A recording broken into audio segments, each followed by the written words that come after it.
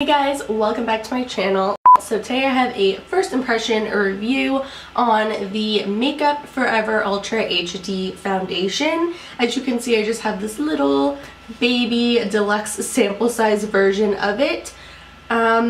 Yeah, and I'm really excited to try this out. It says that it is a invisible cover foundation. Let's just jump right into the application. All I have on my face right now is moisturizer, no primer or anything like that. Whenever I'm testing a foundation out for the first time and doing like a first impression, I like to avoid priming or setting my face too much just because I want to see how the actual foundation performs completely on its own. So I'm just going to apply this the same way that I apply most of my foundations. I'm just going to pump a little bit out onto my finger and then dot it onto my face.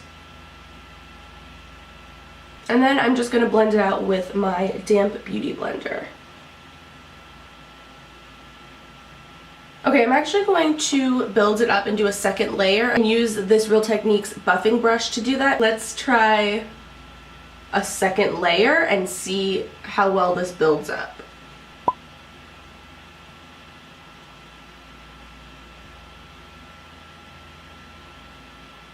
It actually looks really good and it has a really nice natural finish. It doesn't look cakey at all.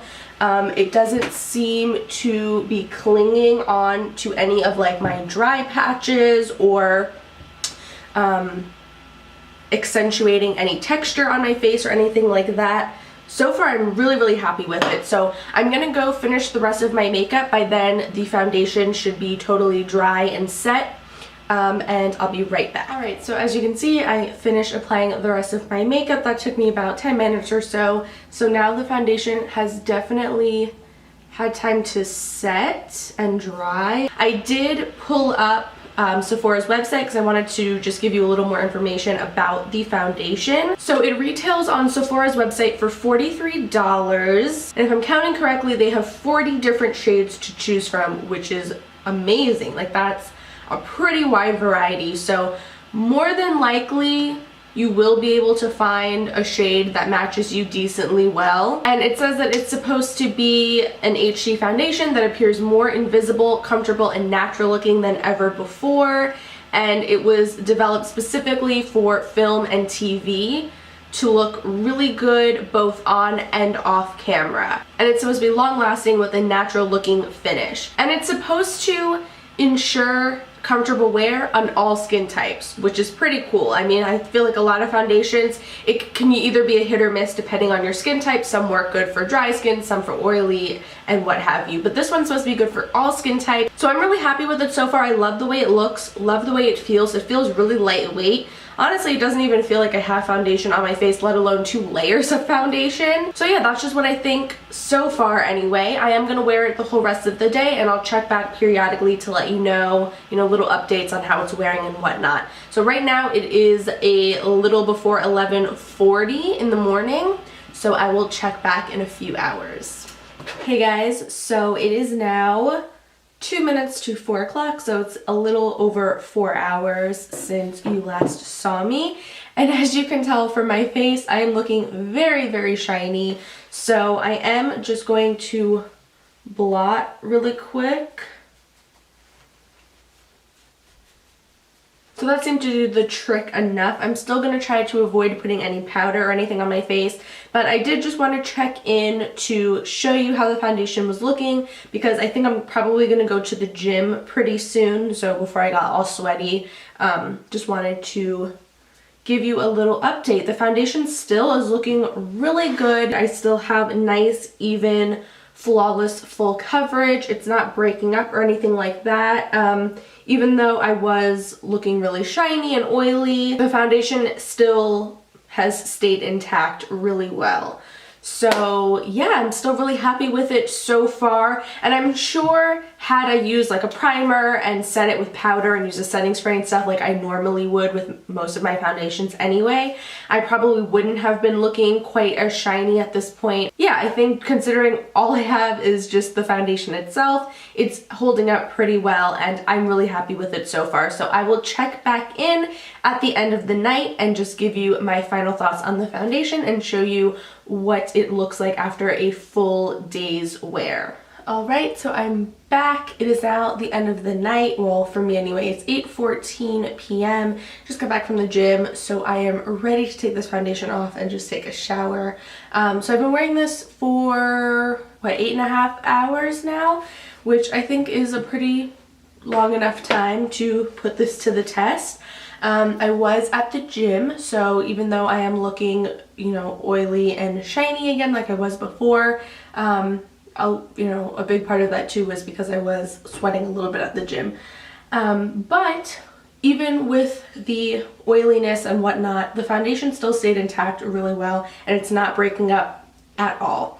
The only spots I can see where it does look a little bit broken up is just kind of right around my nose right here, which I'm always constantly rubbing my nose, blowing my nose, itching it, whatever, because I have really bad allergies. So I think that definitely contributed to that a lot.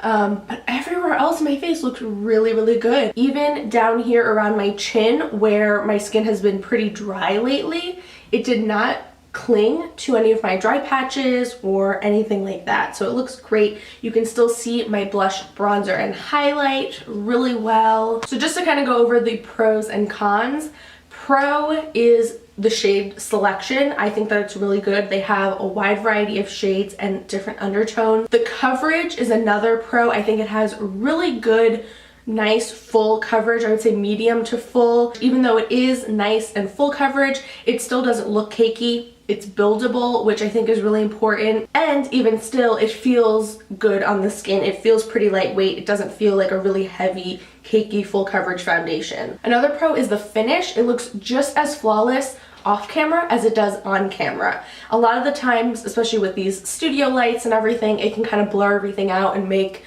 you know, your face look really flawless and beautiful, but then in person it doesn't look that great.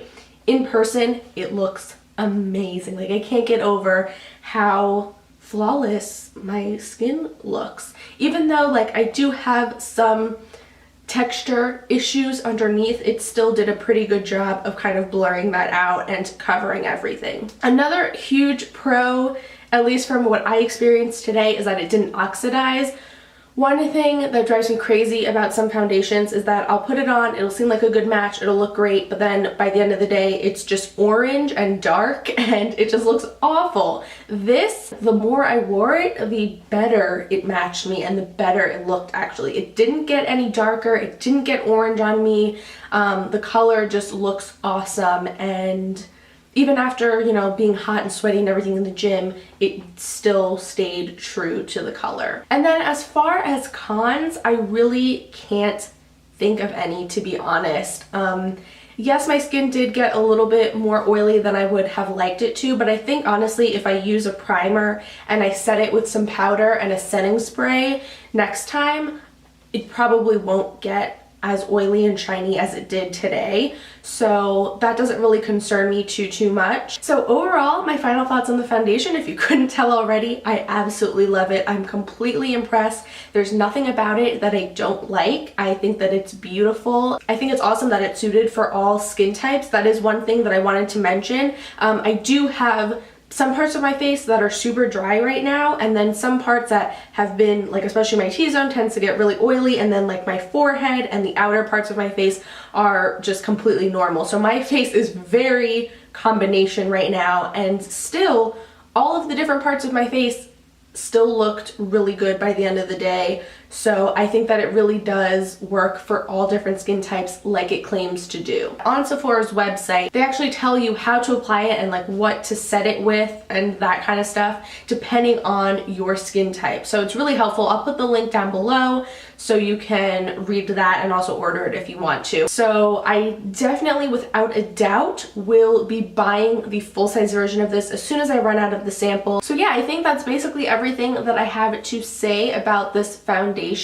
I hope that you guys found this video helpful. If you like these first impression type videos, then let me know by giving the video a thumbs up.